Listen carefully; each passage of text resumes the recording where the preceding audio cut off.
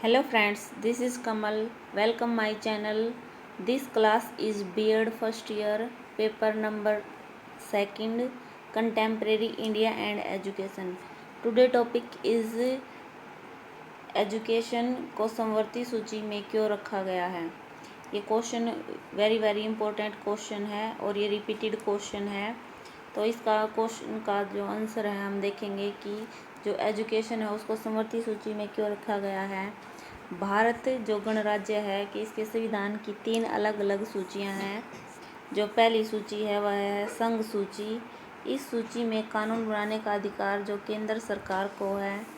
Second सूची है राज्य या प्रांतीय सूची। इस सूची में कानून बनाने का अधिकार राज्य सरकारों को है। जो थर्ड सूची है वह समवर्ती सूची।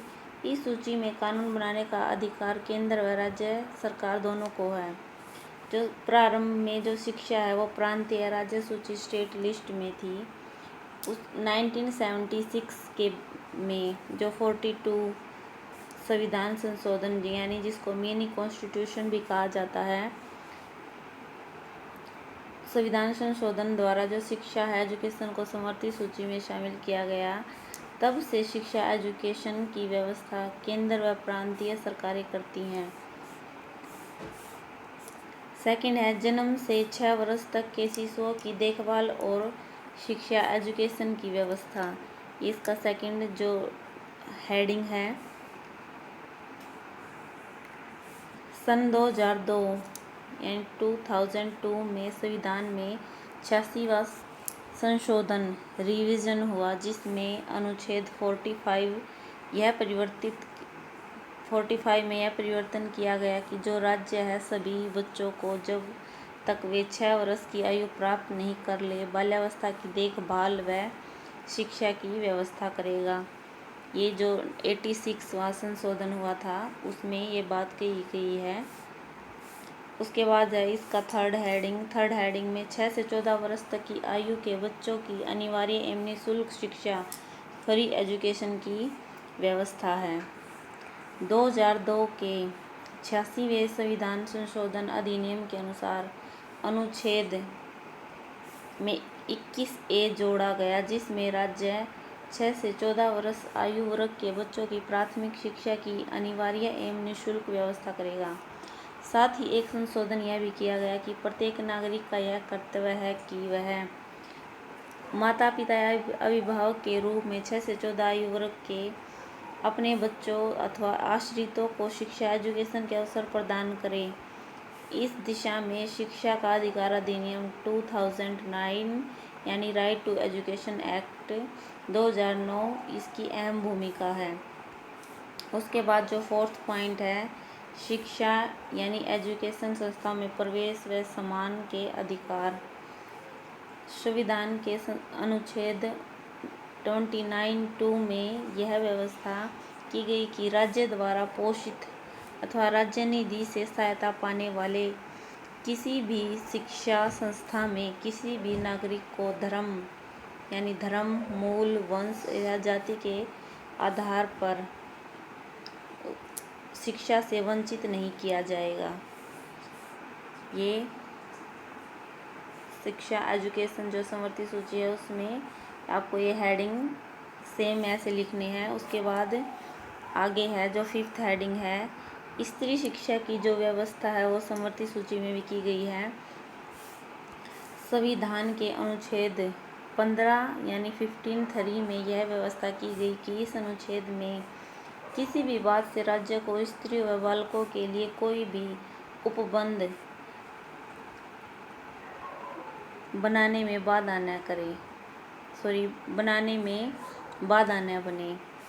जो 6th हेडिंग है इसका समाज के कमजोर वर्ग जैसे अनुसूचित जाति व अनुसूचित जनजाति के बच्चों की शिक्षा की विशेष व्यवस्था है वो समवर्ती सूची में जो केंद्र और राज्य हैं वे दोनों मिलकर करेंगे।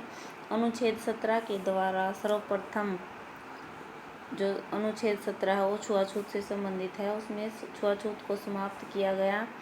उसके बाद यह व्यवस्था की गई कि राज्य जनता के कमजोर वर्गों विशेषतः अनुसूचित जाति जनजाति की शिक्षा व सब प्रकार के शोषण से उनकी रक्षा करेगी। 7th हेडिंग है अल्पसंख्यकों की शिक्षा की विशेष व्यवस्था। संविधान के अनुच्छेद 31 के अनुसार धर्म व भाषा पर आधारित सभी अल्पसंख्यक वर्गों को अपनी रुचि की शिक्षा संस्थाओं की स्थापना और प्रशासन का अधिकार होगा। संविधान के जो 32 के अनुसार शिक्षा संस्थाओं को सहायता देने में राज्य किसी विद्यालय के विरुद्ध इस आधार पर भेद नहीं करेगा कि वह धर्म या भाषा पर आधारित किसी अल्पसंख्यक वर्ग के प्रबंध में है। उसके बाद है जो अनुच्छेद 28 में यह कहा गया है कि राज्य द्वारा पूर्णतः पोषित किसी शिक्षा संस्थान में धार्मिक शिक्षा नहीं दी जाएगी, परंतु उन प्राइवेट संस्थाओं में धार्मिक शिक्षा दी जा सकती है जिन्हें सरकार या राज्य ने मान्यता प्रदान की है। अनुच्छेद 29(1) में भारत के राज्य क्षेत्र या उसके किसी भाग के निवासियों के किसी विभाग को अपनी विशेष भाषा, लिपि या संस्कृति बनाए रखने का अधिकार होगा। उसके बाद है अनुच्छेद 237 एंग्लो इंडियन समुदाय के हितार्थ शैक्षिक अनुसंधान की स्वीकृति। और उसके बाद अनुच्छेद 347 देवनागरी लिपि में हिंदी संघ की राजभाषा होगी। और उसके बाद है शिकायत, जो अनुच्छेद है 350 में शिकायत निवारण हेतु केंद्र व राज्यों में प्रयोग की जाने वाली किसी भी भाषा में पत्र लिख सकते हैं। यानी अगर हमें किसी भी शिकायत निवारण हेतु यानी किसी शिकायत का निवारण करना है या पत्र लिखना है उसमें, तो केंद्र व राज्यों में प्रयोग की जाने वाली किसी भी भाषा में पत्र लिख सकते हैं। ये है आपकी समवर्ती सूची, जो एजुकेशन है उसको समवर्ती सूची में क्यों रखा गया है, इसके ये हेडिंग है। ये वेरी इंपॉर्टेंट क्वेश्चन है, बार बार रिपीटेड क्वेश्चन है। अगर आपको मेरी वीडियो अच्छी लगे तो please like share subscribe my channel. Thank you for watching my video.